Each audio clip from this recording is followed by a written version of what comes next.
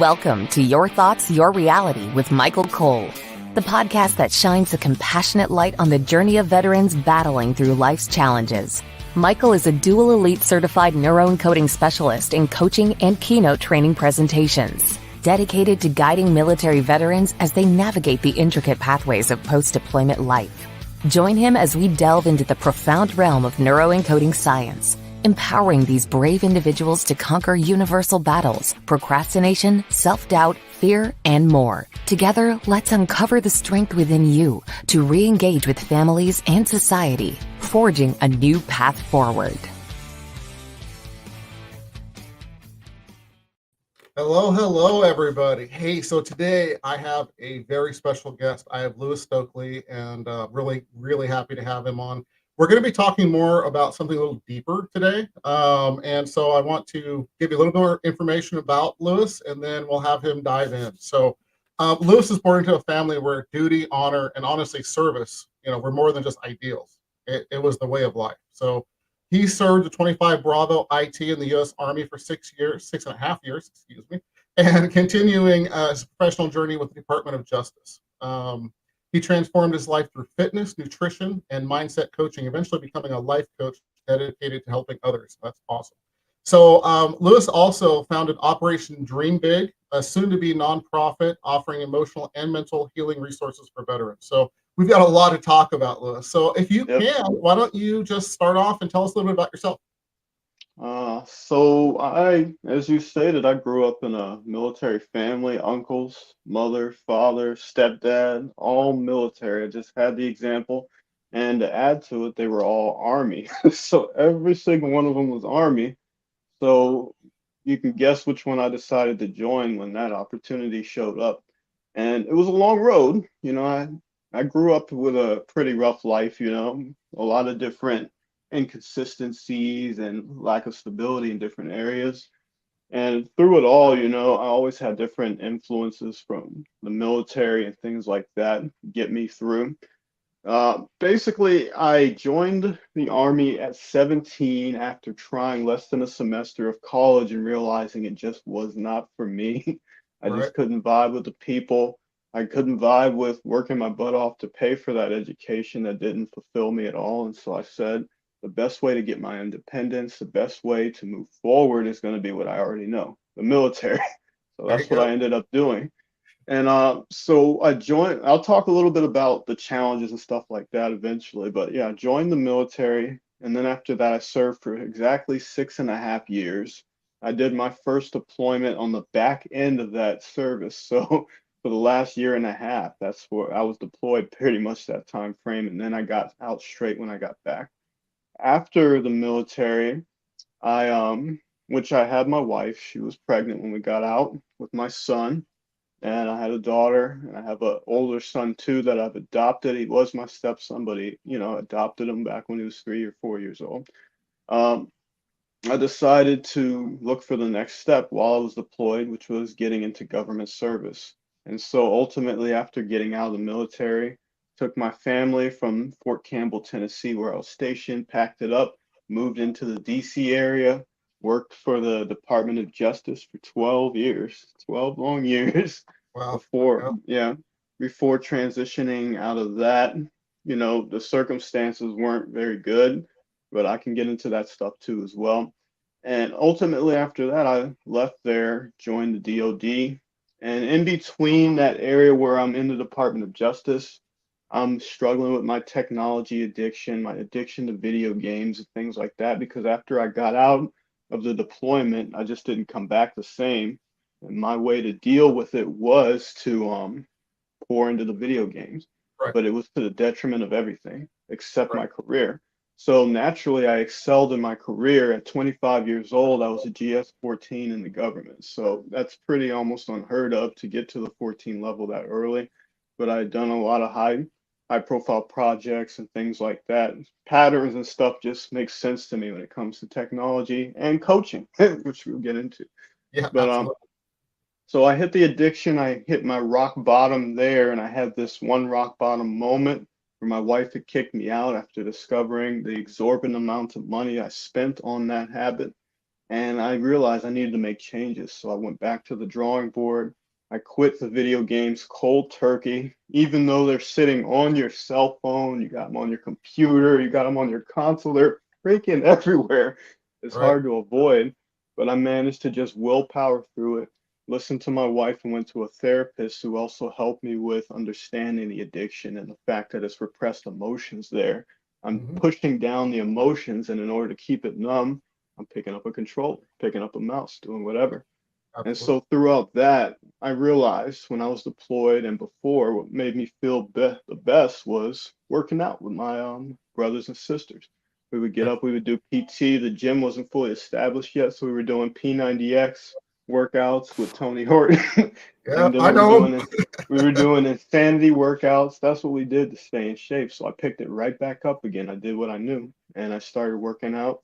All I had was a dinky pull-up bar and some push-up bars down in my basement, and I would get up at 4 every morning and I would work out. I was still working, so I had to get up at 4 just to have an hour to myself to go P90X. Yep. I had to go to just to have the time to myself to be able to put in that work. I would listen to motivational content on the bus rides to work, which was an hour and a half. I would read, I would listen to podcasts, I would talk to people, just naturally soaking in all this knowledge and experience. And ultimately, what led to me becoming a coach was just helping my first veteran. Now, this guy was a buddy of mine. Both me and my wife knew him, and he basically was having a very tough time. Served in the MPs for a military policeman for 10 years, deploying on and off. So every other year, he's out there guarding bases, dealing with IEDs, dealing with everything. So you can imagine he came home with a plethora of issues, Right. and he was living in New York. His family wasn't very supportive or there for him. Through the conversations me and my wife had with him, we decided it's the Thanksgiving, Christmas time frame. It's tough for veterans. This is the time where if they're going to make a decision to harm themselves, that's the weakest moment to do it because it's tough to be alone on that time. So we said, come stay with us. I Absolutely. didn't think anything Some of the highest suicide rates is during that time. Absolutely. exactly. And not even just for veterans, for Oh no. everybody. Yeah. Holidays are tough. And Absolutely. me too, they were tough for me as well. Sure. So we had him stay over, had no real intention of coaching him or doing anything like that. I just would get up every morning like clockwork, do my workouts, do my training, listen to my content, do whatever I was going to do, even on my days off when I had all day. And eventually just caught wind of it after a week. I didn't even say anything about it. And It's, he it's came called, down and said, Louis, "What are you it's doing, called buddy?" leadership, man. It's called leadership. Yep, People see it leadership and they're by drawn to osmosis. it. Absolutely. And you're fully Yep, immersed. I mean, you're yep, fully immersed. And that's hmm how you make change, is when yeah, you get that, and when people see it and they say, ooh, I want to be like that, I want to be yep, like Mike or whatever, the yep, whole thing. It's yeah, amazing how it's just automatically magnetized or drawn to you. I mean, exactly. good And for you, that's man. what happened, man. Is I didn't intend to coach him at all or anything, but he said, "What are you doing?" I said, "I'm working out, training, doing what feels good." And we started talking. I talked about my addiction and I just got vulnerable. I kind of started to learn the lessons of vulnerability early on because when I was sharing that story with him, he got the inspiration to join in. And to picture this guy, he was around 300 pounds at the time. So he was not small by any means. He was sedentary and everything like that. And we started working out together. I had that pull up bar my wife had given me for Christmas, super thin. It was probably rated for around 300 pounds. But he did his first pull up on there and it was just creaking and bending, but he was really struggling to do it. And we ended up just doing tougher and tougher workouts. We'd be out there in the morning at 4:30 a.m. doing wind sprints down the sidewalk, neighbors and all, just cheering each other on, just being veterans. And ultimately, I started to develop how I help people through helping him because one of the things I realized is he's doing well. He's starting to mimic how I eat because I was eating a different way too, just Right? trying to get myself healthy and doing all those things. And I said, what can I do to make sure he continues? I want to make sure that when he heads out, I don't have to worry about him. That was my main And that's the concern. hardest part. That's the hardest part. Yeah, Good for that's the, you. and I didn't even think about where it would lead or anything. I just knew what do I want for him? And I just don't want to worry about his safety. So I said, what does he need? He needs a purpose. He needs something to look forward to, something to dream about. I said, what do you really want to do after you leave here? And he said, and he's like, I don't think it might even be possible for me, but I'd like to go into the police academy. I still want to serve. So that's crazy, right? Yeah. 10 years of struggling in that position, and he's still in the civilian world, wants to do the same exact thing, wants to go out and serve and protect. So I said, let's do it. What do you need to do that? Well, he said, for starters, I need to be in shape. And I'm like, what does that look like? What weight do we need to be at? He's, sub 200 around there and all that. So we start training, we start eating, I start motivating, I start doing everything like that. And basically, by the time he left, he was at the right weight, around 200 pounds. He was inspired, he was full of energy, he had that to look forward to. So, cut to the end, he goes to New York, back to New York, applies to the police academy. But because he has PTSD on his mental health record from all the deployments he dealt with, they were uncomfortable with hiring him. So they didn't. They didn't let him come into the police academy, even though everything else checked the box. Instead of letting it defeat him, though, because of all the work that we did, he said, okay, let's pivot. So he decided, I'll pivot. What else can I do? So then he started going into security. He would take different security jobs from Craigslist and moved up to security in a mental health facility and security in all these different areas and just succeeding and found his path that way. And that was 8 or 9 years ago. He's still doing well. He's still doing amazing. He even had an unfortunate situation where he became a single father and he still found his way through that situation, losing a lot of what he knows already about being vulnerable and everything else, and to be a good father and just continue to support his daughter and do what he needs to do. So That's I look fantastic. back at him every single time and I'm like, that's why I do what I do. Right. Yeah, it's fantastic, man. Thank you for sharing that. No problem. It's an inspiring journey, obviously. Can you share more about what motivated you originally to join Hmm. the military and how your family's legacy influenced that decision? Okay. So I grew up with a single mother. And I say grew up with a single mother, but in and out was my stepdad. They weren't always stable. There were a lot of different situations there. So essentially, my mom, when he wasn't present anymore, would have to work two jobs. So I would, throughout her struggle with that, I would have different uncles who were in the military. When they were in town, they would swing by, just come by to check on them, spend some time with me. I would get swept up in their flashy, nice car. They'd become in uniform sometimes, and as a kid, I'd just be like starstruck, like, wow, Right. this is cool. And that just gave me a huge impression of what can happen if you're squared away in the military and you have that discipline. And I even had an uncle of mine who was served in the Navy, and he became head of security to do like different concerts and stuff. And so he would come pick me up on the weekend, and we would take like an hour-long drive to wherever he was working, and I would be able to hang around and watch him actually head up security there. And he'd be talking to me different stories about the Navy and how he served and different things like that. And so all those different ideas were in my head, but I still was going this track of doing IT because I'm like, me and my mom have been struggling. My mom, my sister, and me have been struggling with money forever. I want to make sure I bring in money. I don't want the same thing for myself. Right. And so, I go through all these different IT programs in high school and stuff like that. And I I was definitely not the best student. I'm extremely intelligent, extremely smart, but school just wasn't the place for me. I was struggling with ADHD and different things like that, but I was an extremely smart kid. My mother, even at one point in middle school, said, because of the ADHD, which they did brain scans and all this stuff, they said your brain's messed up, blah, blah, blah. She said, let's go with the meds, let's do the therapist, let's do all that. She did it for a while, but I rebelled against it. I would stop taking the pills, act like I'm taking them, what kids would do when they really don't want to do something. I was Right. the type that would do that.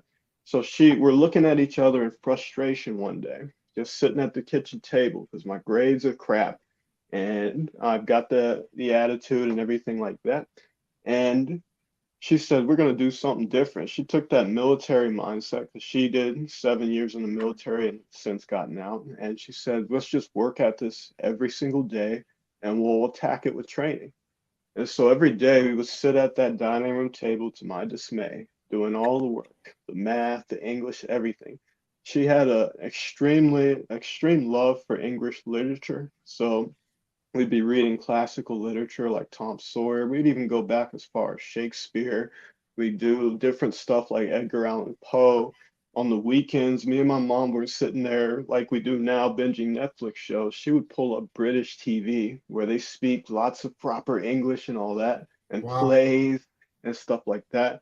And so it just sort of, it groomed me to speak and write at an extremely high level at an early age. And I kind of took that with me. And it also taught me that if you can work twice as hard as most people would have to, you can succeed even with ADHD, which turned into a superpower because I have all this crazy energy, but now I have the ability to focus it because I know if you attack it consistently every day and you have something that inspires you, boom, that energy from the ADHD becomes something that helps you.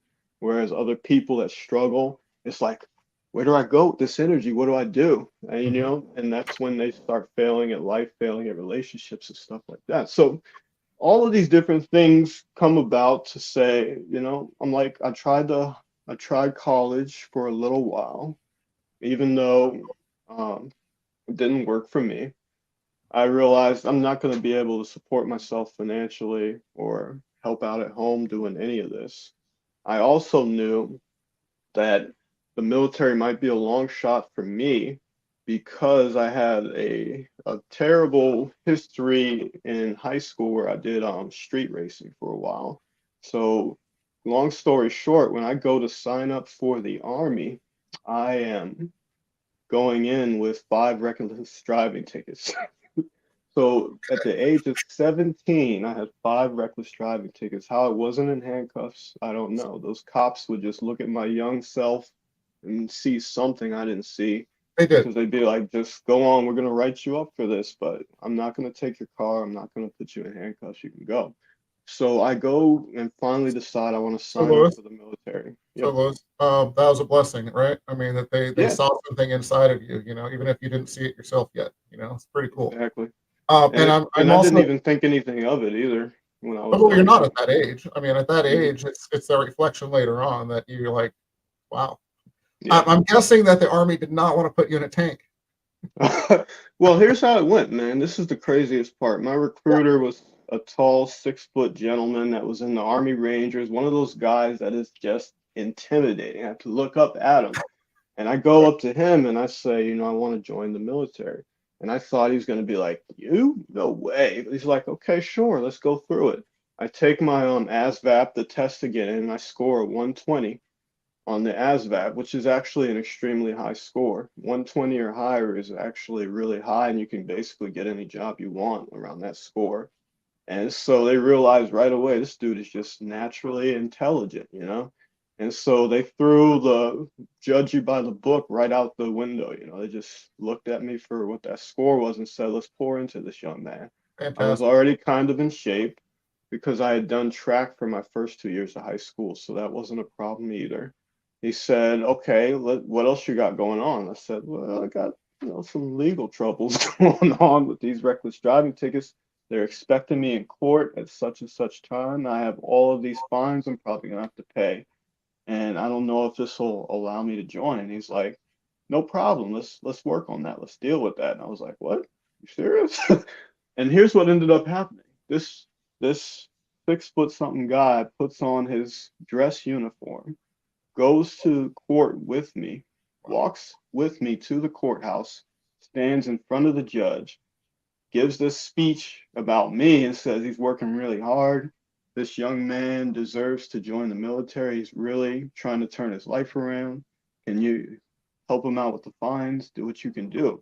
And keep in mind, I had no clue how I was going to pay the fines. I didn't know how I was going to pay. I was like, even if he reduces it by however much, I don't have the money to pay. So in my mind, I'm like, this is it, I guess.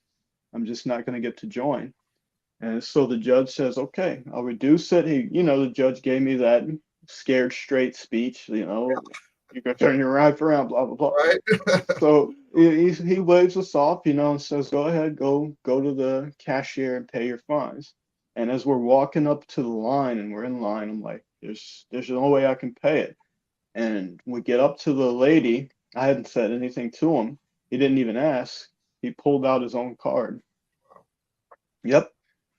Whew. He Wow. pulled out his own card, paid all the fines for me, and I wouldn't be in the military, or probably be where I'm at right now if it wasn't for what he did that day. And That's fantastic, man. and Thank that's you for one of sharing. the things that inspired me. That's what inspired me to go at it and join, is just that guy taking a bet on me like that. That's fantastic. Yeah. Again, sometimes we don't see our potential. We don't see who Hmm. we are. And sometimes it's really amazing to see ourselves through other people's glasses, what they Very see. true. It's Very true. it's fantastic. That's a just beautiful story, man. That's all I can say. It's a beautiful story. Thank you for sharing that. Yep. Yeah, that man changed the trajectory right there, didn't he? Yeah, he did. He Yeah, and did. it's And go ahead. oh, and then and it's not like I didn't pay for the crimes, from back then. I spent the first 3 years just without a driver's license, but I was still just grateful as hell because I was like, wow, this Right, could have happened. right, fantastic, man. Thank you again for sharing that. Truly, Lewis, it was a great story, if you will, the vulnerability of both of you, him Hmm. seeing it and saying, you know what, I'm gonna open up my heart to this kid. I see something, and obviously you sharing the story. So thank you. It's Yeah, awesome. no problem.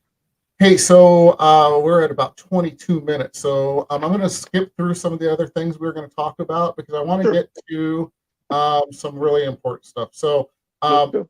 I'd love to hear about the support. Really, I mean, you've been married 16 years, heading on 17. Hmm. Congratulations. Hmm. I want to hear about, and you have three children, I believe, correct? Yep. Okay. So I want to hear really how with your transition. So you've been in the military, you're getting out of the military, and as far as the transition period, how did your family support you coming out of the military with the battles and then of course the addictions? So here's the thing about me getting out, and the thing about how I handled emotions Hmm. until I really learned, which is much, much later after the military. I kept it all to myself. Right. So, for instance, I have social anxiety. You never guess now because I've done all the work.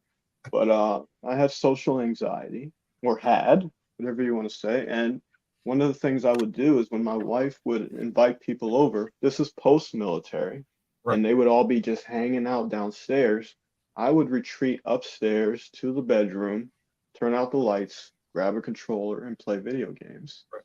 Whenever it was time to go to any type of social events, I would avoid it or try to make the time as low as possible so I could just get out of there and just get home.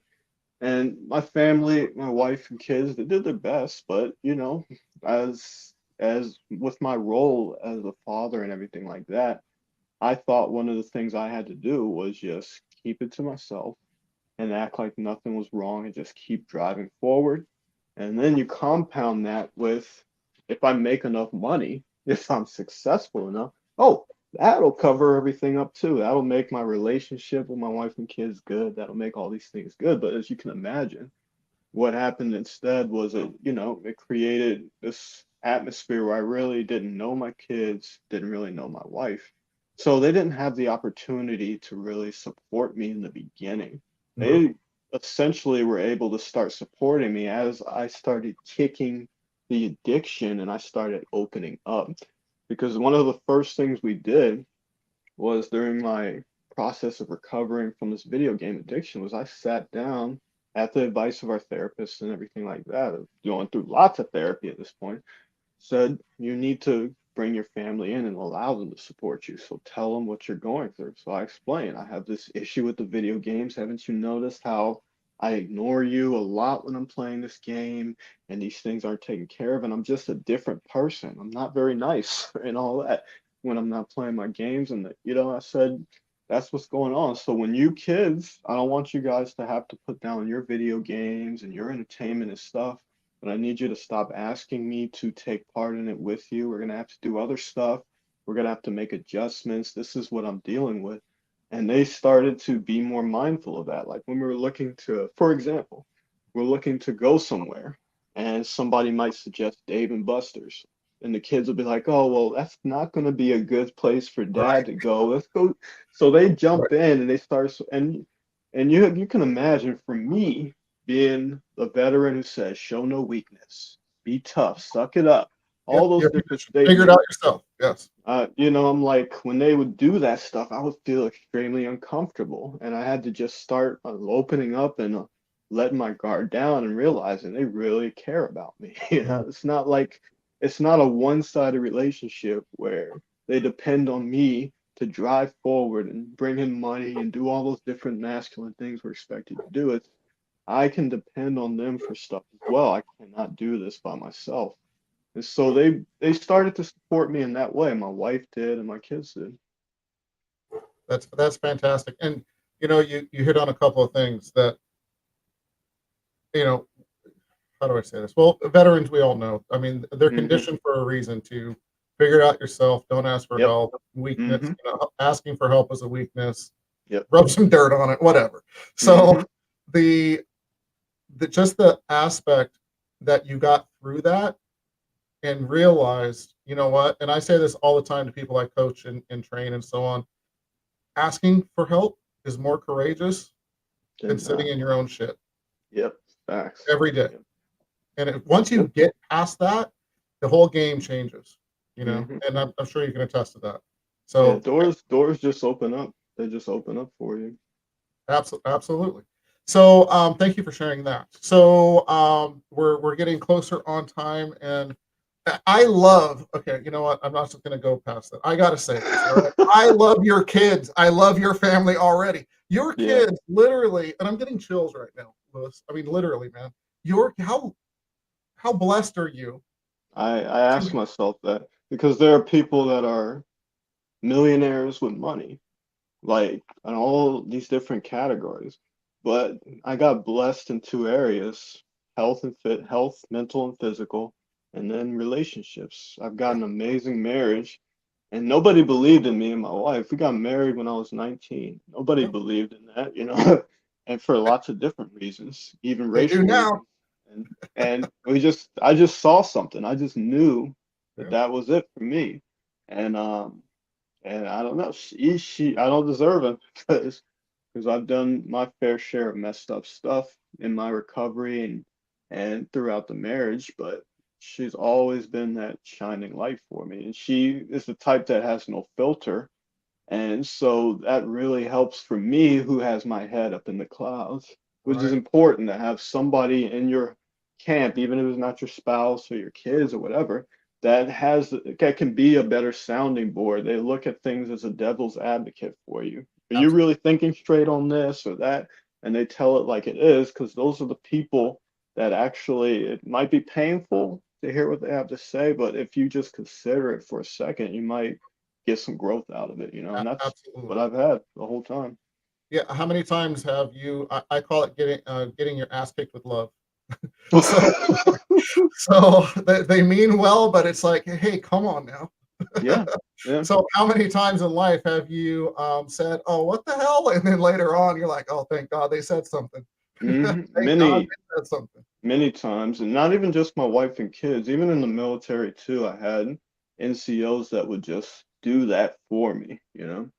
And so I Good. just kind of learned the value of it. I just learned I'm still learning because sometimes I still get triggered by it. You get mad and all that, but then when you finally put the emotion down for a second and say, was there anything valid to it?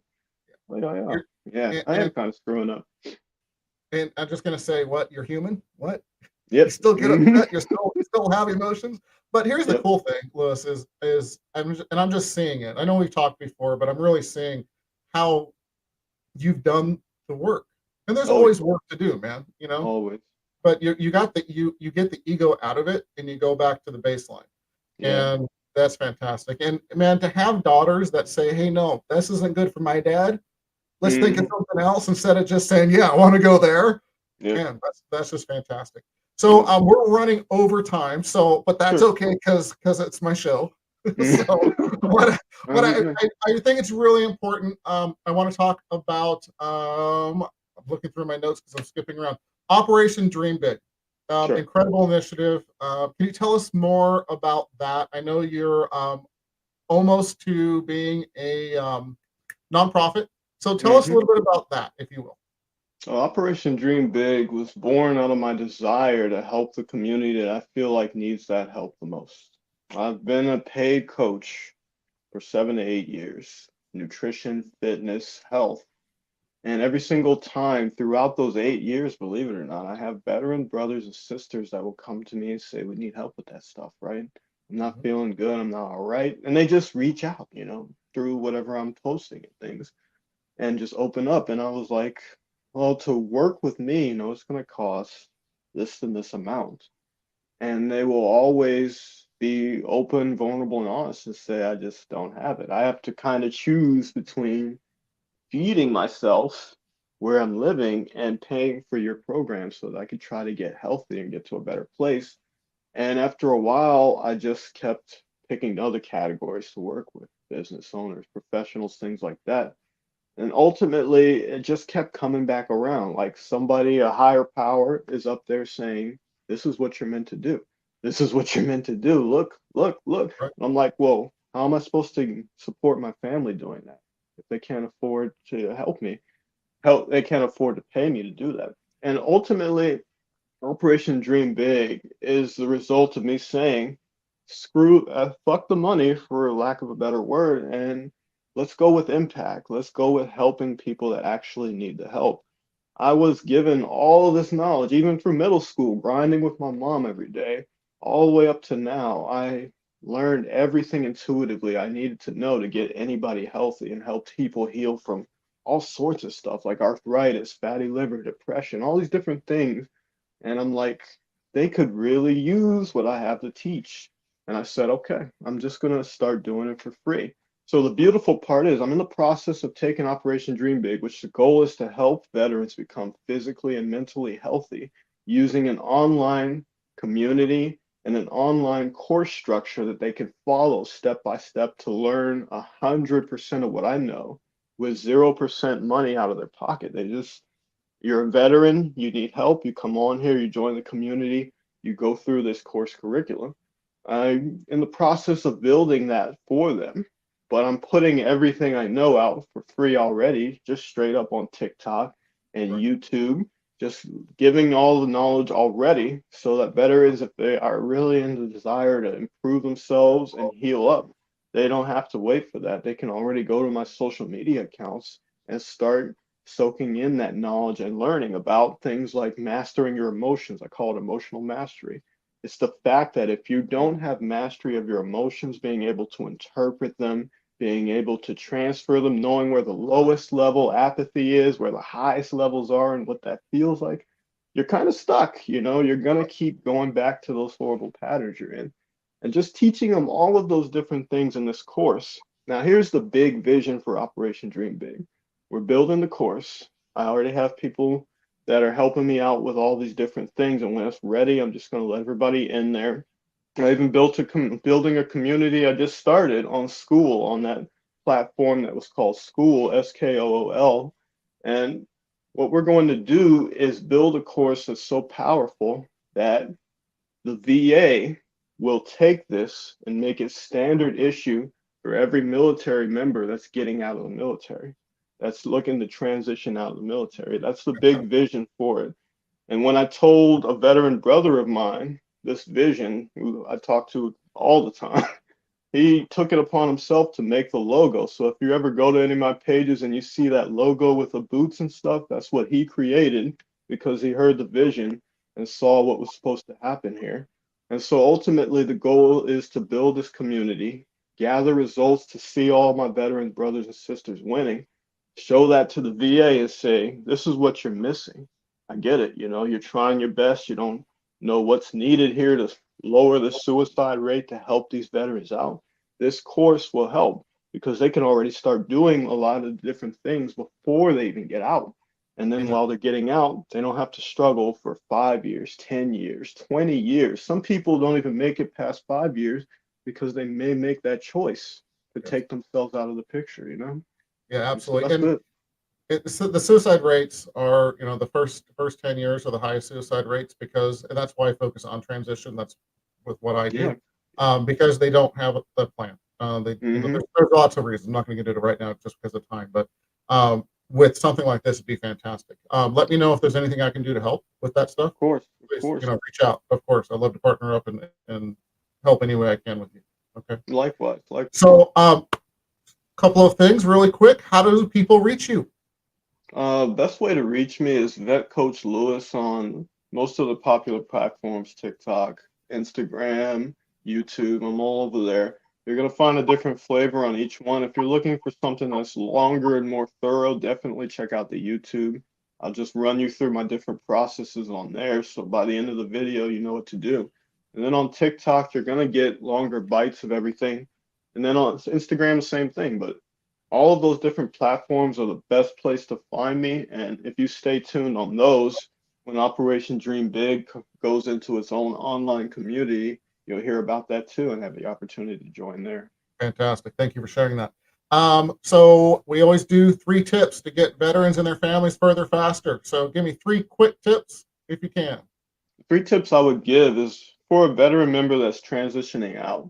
Number 1 is look for positive communities to join, especially veteran organizations that are positive, because you do have ones that harp on the negative a lot and take you back to this place that you don't want to be. That's not going to be healthy for anybody. So even before you get out, look for a positive community. Number 2, do anything you can, even small steps, to establish your own routine independent of what you do in the military. So before you're even getting out, set up one small thing you consistently do every day and build on it. Nature walk, journal, something that makes you feel good, so that when you leave the military, the bottom doesn't fall out and you fall by the wayside. You have some structure that you can hang on to. You're going to miss that when you get out. And then the last thing I would say is what Operation Dream Big is about. Just discover what your big dream is, what your purpose is, by trying things. You have to become able to try a lot of new things so that you can figure out who you are and what your purpose is.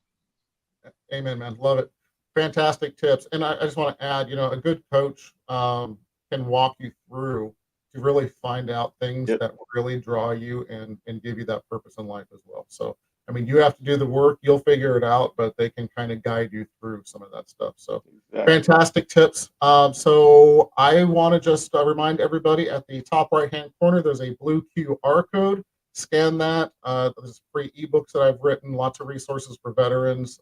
Please join that. We have Facebook groups. Again, don't sit there by yourself. Reach out and get into a community. So thank you very much. Louis, I want to say thank you. This was fantastic. I'm so glad we got the time and got you on here. So we'd love to have you back if you're good with that. Oh, always. Awesome. Okay. Everybody, we are out of here. All righty. Thank you for joining us on another insightful journey of Your Thoughts, Your Reality podcast with your host, Michael Cole. We hope the conversation sparked some thoughts that resonate with you. To dive deeper into empowering your thoughts and enhancing your reality, visit empowerperformancestrategies.com. Remember, your thoughts shape your reality, so make them count. Until next time, stay inspired and keep creating the reality you desire. Catch you on the next episode.